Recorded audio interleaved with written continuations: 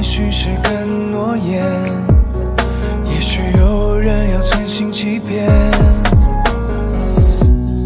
无所谓，毫无所谓的索然无味，心好累，关系怎会一直各自以为？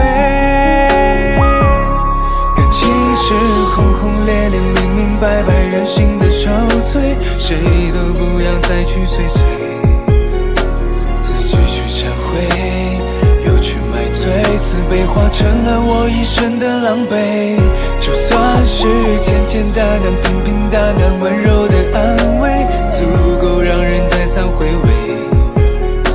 开始很卑微，也很疲惫，才让你提早撤退。